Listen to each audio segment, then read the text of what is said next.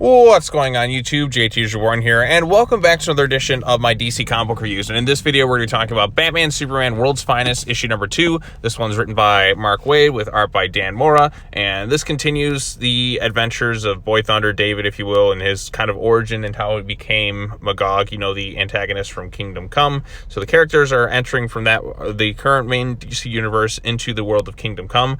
Not sure how it's all going to tie together, if it's going to directly lead into Kingdom Come per se, or if it's going to be something else entirely. I'm not 100% sure, because I mean, with the way the setup's going, it has to kind of end a specific way to kind of lead into Kingdom Come, or perhaps Kingdom Come already happened in one version. This is kind of how they avert that comic book. I don't exactly know. The timelines and continuities of the DC universe are ever changing, and I wouldn't actually mind it if this is kind of an alternate timeline to the Kingdom Come universe instead of going directly into that thing, given the events that transpire here. But even if you're not too familiar with that, which, I mean, it's been many years since that book came out, it's a pretty iconic one, but there's a lot of stuff I forget about it. So, I mean, if you're not even familiar with that, you kind of know, like, okay, this is the Kingdom Come world, but even without it, I still think you can just jump in on the story on its own and be totally fine with it. So, we have the Earth 22 stuff.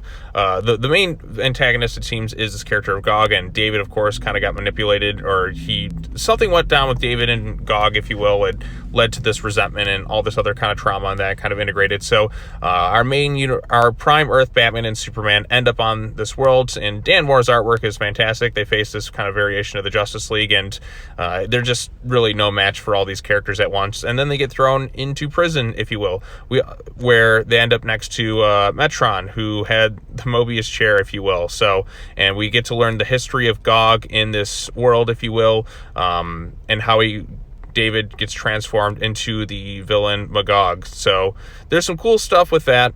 And like I said, Gog's origin here is pretty interesting. He's a character who was there like in the third world many thousands upon years ago, and how Apocalypse and New Genesis and that kind of split into different things, and how he was kind of benevolent for many years, and then he kind of changed things when he met Metron and heard of the Mobius chair and the multiverse and all that other stuff. So a lot of stuff going on here, but inevitably his final plan is to lead a all-out war on Apocalypse using Earth's heroes, and he's not planning a victory. He doesn't want anyone to win. His whole thing is it's a suicide mission, because he knows that he just wants everyone to kind of die and kind of start fresh, if you will. So that's inevitably going to be Gog/Magog, David's plan, if you will, in this entire story arc. So interesting stuff so far. It's been a pretty exciting comic book. I mean, World's Finest has been consistently good every single month. It's my favorite ongoing at DC, because there are no bad issues of World's Finest, and this is kind of taking place after the events of my favorite arc in World's Finest, which was the David Boy Thunder stuff. So we're kind of continuing off that, and now we got the Kingdom Come universe integrated into the book itself. So this is another positive for me. Dan Mora's artwork, what can I say? It is phenomenal, and I'm excited to see how this thing ends. Is it going to lead specifically into Kingdom Come, because we are getting a bit of an origin story for some of these characters? Or is it going to... Kingdom Come may have happened in one timeline, but this is kind of how they avert the events of that storyline. So it'll be kind of interesting to see how this thing fully wraps itself up. So I don't exactly know, but even if you're not factoring in that Kingdom Come storyline, like if you just want to enjoy this book on its own, I think you should be pretty good off. And like I said, the stuff with Gog is interesting to me, and seeing the different versions of Batman and Superman ultimately kind of come together at the end of this thing is pretty cool. So like I said, I had a pretty good time with this comic book, and with that said, that's 5 for 5. 5 comics I covered for DC and 5 recommendations. That doesn't happen all that often, per se, where I thoroughly kind of enjoyed each book, per se.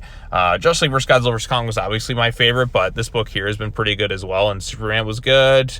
The Batman Santa Claus miniseries has been fun. Even Nightwing had some good bits here. There's still some things I kind of wish they would wrap up a little bit with that ongoing, but even then, I still enjoyed the storyline for the most part. So, yep, this is another solid recommendation for me. If you haven't been reading World's Finest, I don't know why you're watching this video, but I do think you should check it out. It's been very good from the start to like where it's at now. If you want a consistently good Batman and Superman comic book with them in it, this is it. It's throwback. You have Dan Mora doing art for pretty much the majority of the issues. and you get a lot of cool moments in it. So I've quite enjoyed it. So anyways, if you have any thoughts on this comic book, post your comments down below. Let me know in the comment section down below, all that other fun stuff. And that's going to wrap it up for the DC comic book reviews for this week.